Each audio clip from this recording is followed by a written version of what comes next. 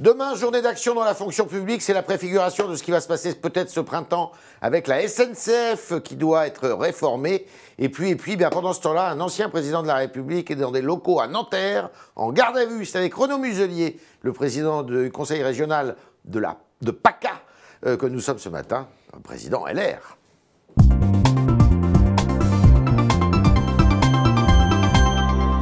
Renaud Muselier, bonjour. Alors PACA, Côte d'Azur, c'est plus agréable, Côte d'Azur. Provence à Côte d'Azur, c'est tellement plus joli. C'est vrai. Réaction à la garde à vue de Nicolas Sarkozy? Soutien total vis-à-vis du président. De l'ancien président. Oui. De l'ancien président, mais il a droit au titre toute sa vie. C'est vrai. Et donc, au respect. C'est une affaire qui dure depuis 11 ans. Depuis 11 ans. Vous connaissez quelques-uns des protagonistes? Alors, si je vous dis Ziad Takedine. Il pèse déjà rencontré? Non, il pèse lourd dans le dossier et il a été condamné plusieurs fois, il me semble. Ouais. Et on tient compte de ses propos, ça me gêne. Bon. Bah, on peut avoir été condamné et tenir des propos qui tiennent la route. Il est parti sur 50 millions d'euros, puis 5 millions. Il a été condamné pour toutes sortes de tergiversations ou de malhonnêteté. Mensonge, ça c'est sûr. Et aujourd'hui, on prête foi à ses propos. Alexandre Jory, vous connaissez aussi? Je ne connais pas Alexandre Jory. Pareil, on est dans une démarche où on a des interlocuteurs qui sont tous sulfureux en face. Ouais. Et dont un d'ailleurs, soi-disant un haut responsable dignitaire de M. Kadhafi, à l'époque, qui lui avait été condamné, je crois, dans l'affaire du DC-10, quand il y a eu l'attentat, il avait été condamné par contumace.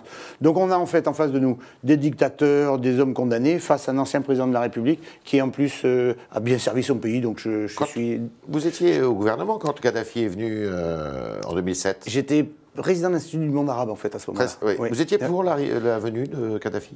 C'était un moyen pour le président de la République, à l'époque, Nicolas Sarkozy, de normaliser des relations qui avaient été rompues sous l'ère de M. Chirac. Bon. Et donc, c'est une évolution diplomatique. Comme j'étais secrétaire d'État sous Jacques Chirac, aux affaires étrangères, c'était une position qui était très claire par rapport à la Libye. Et le président Sarkozy avait essayé de se rapprocher, et ceci sans succès. Si ce n'est qu'il a sauvé Benghazi et des milliers de personnes. D'accord. Donc, si jamais il est mis en examen, qu'est-ce que vous dites? La justice suit son chemin, mais je pense que ça va accoucher encore d'une souris, cette histoire. C'est la justice spectacle, tout ça? Enfin, je ne sais pas pourquoi on met en garde à vue un président de la République. Il serait venu, si on l'avait auditionné, sans aucun problème. Il ne va pas partir à l'autre bout du monde. La garde à vue est un mode de fonctionnement qui me paraît excessif. Ce matin, vous avez rendu hommage au Premier ministre, parce que le Premier ministre a fait un geste vis-à-vis des retraités. On sait que les retraités, beaucoup d'entre eux sont en colère à cause de la hausse de la CSG. Le Premier ministre a décidé de faire un geste au moins pour 100 000 d'entre eux. Vous dites que vous lui rendez hommage, il écoute le peuple français, et là, en l'occurrence, ils ont fait des bêtises en parlant du gouvernement vis-à-vis des personnes âgées, des retraités. Il faut que je nuance. C'est-à-dire qu'ils ont fait des bêtises, ils se sont mal comportés, ils ont pénalisé fortement. Et ils en réparent une petite partie. Donc ça prouve qu'ils ne sont pas autistes. Mais vous, Renaud Muselier, bon, vous n'êtes pas au Parlement, mais vous êtes dans l'opposition ou vous êtes dans la majorité? Je suis dans l'opposition, moi je suis un républicain, je suis dans l'opposition, mais tout n'est pas toujours négatif dans l'affaire de la SNCF, je soutiens le gouvernement. D'accord. Dans l'affaire de la taxe d'apprentissage, enfin de la formation professionnelle, apprentissage, je suis absolument contre le gouvernement. Parce que vous estimez que les régions sont lésées dans cette histoire? Nous avons un conseil des régions ce matin, et la totalité des régions françaises s'estime hors jeu. Et donc nous avons... Vous retire vos compétences? Nous charge sur le plan financier, nous retire des moyens, nous demande de participer et recentralise. En fait, ils vont à l'envers de ce qui se passe dans le monde entier, et notamment en Europe, et notamment en France. On va à l'encontre de la décentralisation. Vous dites que vous êtes les Républicains, vous êtes les Républicains ligne Wauquiez? Je suis avec Wauquiez, sans aucun doute. Je suis plus modéré en fonction des dossiers. Vous êtes plutôt Pécresse ou Wauquiez, vous? Je suis Muselier. Muselier. Et donc, région Provence-Alpes-Côte d'Azur Sud, libre dans ma propre famille politique, indépendant, pas caporalisé. Vous sentez indépendant par rapport à Laurent Wauquiez? Je ne suis pas caporalisé. Je porte ma contribution avec une vision européenne du dispositif qui permet d'avoir... tout n'est pas tout blanc ou tout noir dans la vie, mais il y a des démarches qu'il faut entreprendre. Certaines sont bien de la part du gouvernement, certaines sont fondamentalement mauvaises. Par rapport aux régions, mauvaise action. Vision européenne, vous dites. Est-ce que justement, il y a des élections européennes l'année prochaine? Ça risque pas de diviser les Républicains, comme souvent ce sujet divise la droite et la gauche, entre souverainiste et puis plutôt pro-européen. La vraie question, c'est que va faire M. Macron.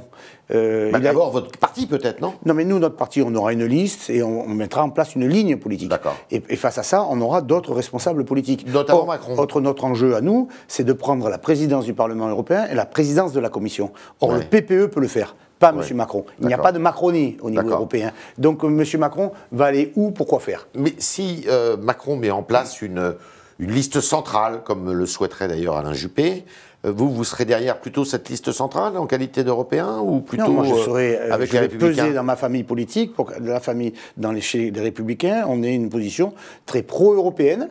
Une France forte dans une Europe forte. C'est pas tout à fait ce que dit Laurent Wauquiez. Mais c'est la liberté de notre discussion dans notre famille politique. Ça va être difficile, donc il va y avoir des gens qui ne pensent pas tout à fait la même chose sur la liste alors. Mais comme il existe au niveau européen, à l'intérieur du PPE européen, les Hongrois, ce n'est pas les Français, qui ne sont pas les Espagnols, les Portugais. Pour autant, nous sommes majoritaires. Vous pourriez la conduire cette liste? Non, je suis président de la région et je suis très heureux. Alors, demain, est-ce que c'est un test important? Demain, donc, il faut le rappeler, parce que ce n'est pas évident pour tout le monde, c'est la fonction publique d'abord qui manifeste son mécontentement, notamment pour l'histoire des débats volontaires, qui est une pratique qui se pratique dans le privé. Et se joint à ça, évidemment, la SNCF, avant un mouvement de grève qui doit durer, un mouvement de grève perlé, 3 mois. C'est un test important demain? Bien sûr. Pour qui c'est un test important? Pour le gouvernement et pour les syndicats. Alors, ils essayent de tout regrouper, comme vous l'avez souligné. Moi, je reviendrai sur la SNCF, qui est le dossier essentiel aujourd'hui pour le gouvernement et pour le contribuable et pour les régions. Cette réforme? Je la soutiens pleinement, parce que moi-même, pilote des TER dans la région Provence-Alpes-Côte d'Azur, nous avons le plus mauvais service de France. En conséquence, on ne peut pas continuer en l'état. Et ce qui me gêne le plus dans le positionnement des syndicats, c'est qu'ils ne parlent jamais du service public pour le public, ils parlent en permanence de leur statut et de leur statut à eux. Mais ça ne correspond pas à la réalité. Par je dirais, les temps modernes, les syndicats? Je pense que nous aurions dû faire en sorte d'appliquer les lois européennes beaucoup plus tôt. Nous sommes rattrapés par les lois européennes, et donc là, le gouvernement est obligé d'appliquer les directives européennes, et les syndicats ne veulent en aucun cas faire bouger, et c'est l'immobilisme français. Les syndicats ne sont pas adaptés. Si vous étiez parlementaire, vous auriez voté cette sur la SNCF, oui. Même par ordonnance? Bien sûr. Certains chez vous sont un peu critiques vis-à-vis des ordonnances, hein. Christian Jacob notamment. Mais je le comprends, parce que ça enlève une capacité de débat à l'intérieur du Parlement, mais on doit avancer, et là il est temps d'avancer vite. D'accord. Alors vous disiez que... Est-ce que vous êtes au courant de ce courriel qui aurait été adressé par des responsables de la CGT pour dire qu'il faut désorganiser l'organisation de la grève? C'est-à-dire que 2 jours grève, 3 jours travail, il faut désorganiser tout ça pour que finalement la gêne soit la plus conséquente.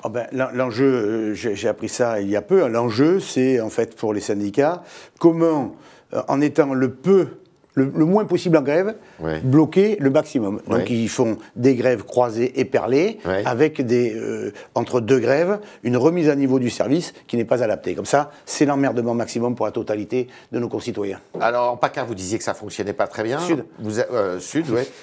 Vous allez être très touché par ce mouvement. Oui, mais nous, on a un tiers de l'année, c'est des jours de grève, on a 20% de retard, 10% d'arrêt des trains. Vous êtes le bonnet d'âne des régions françaises. On est la plus mauvaise région de France en ce qui concerne le service de la SNCF. Donc nous n'avons pas signé la convention avec eux, et nous ne payons pas ce qu'ils nous demandent parce que les factures ne sont pas transparentes. D'accord. Donc c'est la raison pour laquelle, d'ailleurs, nous avons fait un appel à projet. Alors, hier,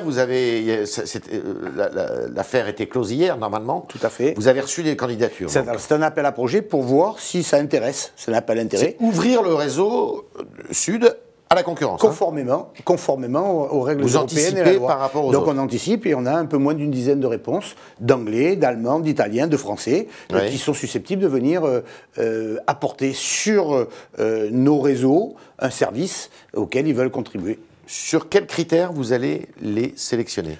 Régularité, fiabilité, qualité du service, sécurité, prix, bien entendu. Vous n'en savez rien, puisqu'ils n'ont pas encore roulé sur vos rails. Moi, je sais ce que je veux. D'accord. Moi, je sais ce que je veux, je sais ce que j'ai. Et je sais ce que me facture la SNCF. Combien vous facture par la SNCF en PACA? Un peu plus. En Sud, c'est 370 millions d'euros. Pourquoi vous dites Sud? Parce que c'est Sud, c'est le nouveau nom de la région. Provence-Alpes-Côte d'Azur, c'est Sud. C'est pour éviter l'acronyme PACA. D'accord. Voilà. Sud, combien? 370 millions d'euros.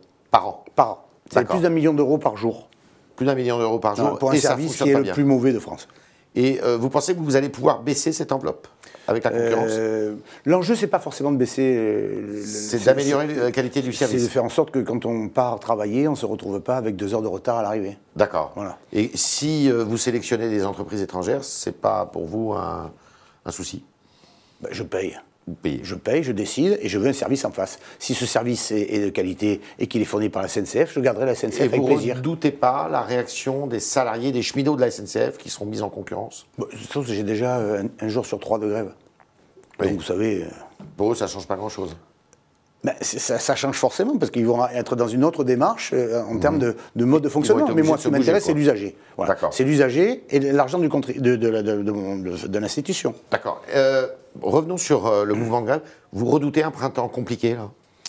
Je redoute le fait que le président de la République recentralise tout, en fait, à l'Élysée, à une méthode de travail où il ne s'appuie pas sur, puisqu'il n'a pas confiance sur un peu son Parlement, d'ailleurs, ou sur les régions, les départements, les villes, sur les corps constitués qui sont, pour lui, l'ancien monde. Il est autocrate? Et très clairement.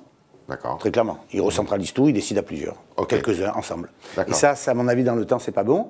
Et donc, c'est la raison pour laquelle on sent une différence entre Paris et le reste de la France, entre les villes contre les campagnes, et que donc, on est dans un parisianisme élitiste face... Vous partagez le sentiment de Laurent Wauquiez là-dessus, alors? Ah, tout à fait. D'accord. Il y a une ville qui s'appelle Marseille. Belle ville. Il y a un homme qui s'appelle Renaud Muselier. Ça, c'est moi. Qui aime Marseille. Ah, mais j'y suis né, j'y travaille depuis toujours. Dans 2 ans, il y a des élections municipales. Et alors? Et Renaud Muselier pourrait être candidat? Je suis aujourd'hui député européen, je lâcherai mon mandat pour défendre la France en Europe, mais surtout ma région en tant que président de région Provence-Alpes-Côte d'Azur jusqu'en 2021. La seule chose qui compte pour moi, c'est que cette ville ne tombe pas dans les mains du Front National ou des Insoumis. Donc vous seriez candidat? La seule chose qui compte, c'est qu'on fasse quelque chose qui nous permette d'avoir la ville, le département et la région ensemble au service de nos concitoyens, mais jamais aux extrêmes. Et dans votre famille politique, il pourrait y avoir d'autres personnes? Martine Vassal, par exemple, non? Présidente du département? De toute façon, il n'y a pas de cumul des mandats possible, donc il faudra bien se répartir les tâches et ça sera avec plaisir. Vous pourriez le faire, vous, maire de Marseille? C'est votre rêve? Ce le fut en son temps. Mon rêve, c'est de faire en sorte qu'on soit bien dans ma ville, dans ma région, et aujourd'hui, j'ai les moyens d'action, et je compte bien activer de la région des moyens d'action importants pour la ville. Vos relations avec Jean-Claude Gaudin? Turbulente. Turbulente. Ça veut tout dire. C'est pas simple, hein, en région sud. Avec Renaud Muselier, on continue avec les questions et vos questions qui seront posées notamment par Valentin Pilate.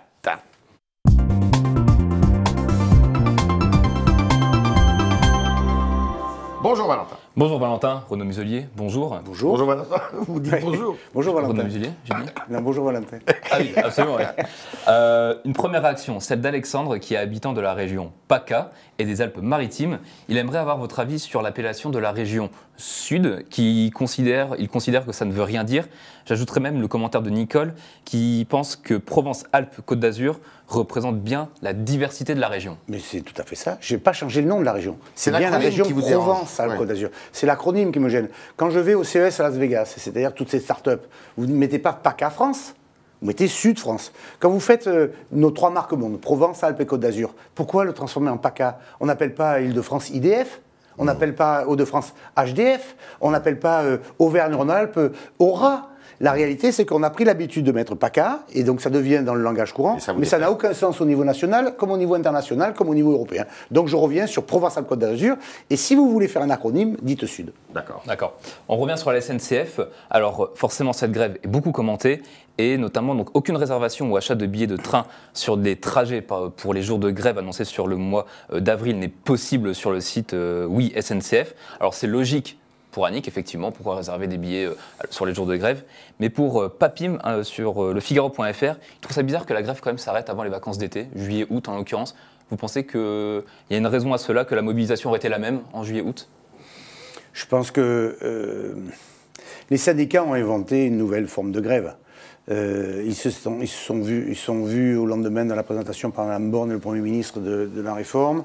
Ils n'ont pas trouvé de terrain d'entente et ils se sont retrouvés pour essayer de faire le maximum de dommages collatéraux avec un minimum de sanctions à titre personnel par rapport à leur salaire. Et donc on voit bien aujourd'hui qu'ils ont inventé une nouvelle forme de grève qui est la prise en otage complète du réseau à leur profit. Et alors après, est-ce qu'ils partent en vacances en juillet-août? Voilà, est-ce que vous pensez que la mobilisation aurait été la même en juillet-août? Voilà, c'est la question. Je pense qu'après la grève, ils auront tellement travaillé, tellement milité qu'ils ont besoin de vacances. D'accord. Une question de Jean, très générale. Que pensez-vous de Christian Estrosi? C'est mon ami, je m'entends très bien avec lui. Il est du même parti que vous? Oui, tout à fait. Il n'est pas en accord avec, bien entendu, M. Ciotti. Mais pour autant, moi, en tant que président de région, on a gagné nos élections ensemble avec lui contre Marion Maréchal Le Pen. Il a souhaité, revenir à Nice, pour être maire de Nice et président de sa métropole, au lendemain des attentats aussi qui l'ont meurtri profondément. Je travaille avec lui de façon très facile et très agréable. Et en toute simplicité. Bon, il a créé un mouvement, la France audacieuse. Faut pas l'exclure de LR. Ben, il est LR. Donc moi, je ne suis pas pour l'exclusion. Moi, je suis pour la diversité. Diversité dans la famille. D'accord. Une question d'Alexandre, donc en l'occurrence habitant de la région sud, qui nous posait la question précédemment. Il aimerait savoir si vous allez participer au projet européen, euro-réaliste, nous dit-il, de la droite, face aux euro-BA, je le cite, En Marche, et euro-sceptiques FN. Oui, bien sûr. Moi, j'ai découvert un mandat fantastique en étant député européen, où nous avons la capacité d'agir profondément sur la vie quotidienne de nos concitoyens, et pour autant, on n'en parle jamais. Il n'y a pas de presse là-bas, il n'y a pas d'action là-bas, il n'y a pas de politique, en fait, là-bas, et on peut se parler. Moi, j'ai rencontré M. Mélenchon quand il était parlementaire, M. Alliot qui était M. parlementaire. C'est impossible à parler. On était tous députés européens, et c'est impossible de faire ça en France. J'ai sympathisé avec M. Bouvet, qui m'a appris beaucoup de choses dans le cadre de ces mouvements. De mouvements qui ne sont pas les miens au départ, d'ailleurs, dans le cadre de cette perception. Et donc, l'Europe est une addition de pays, de peuples, de philosophie et de volonté politique qui se doivent d'être additionnés. Et donc, c'est le respect dans nos familles. Et quand on voit la droite européenne, on est tous très différents dans la droite européenne. Pour autant, on est majoritaire. Donc, c'est nous qui pesons à la sortie sur la Commission et sur le Parlement. Populaire. Et c'est ça l'enjeu. Ce qui n'est pas le cas de M. Macron, qui, effectivement, nous explique toute la journée « Vive l'Europe ». Oui, vive l'Europe. Mais comment va être la France en Europe? Comment il va se positionner dans le Parlement européen ou avec Mme Merkel, où ils sont dans deux positions très différentes? Et là-dedans, comment va-t-il peser?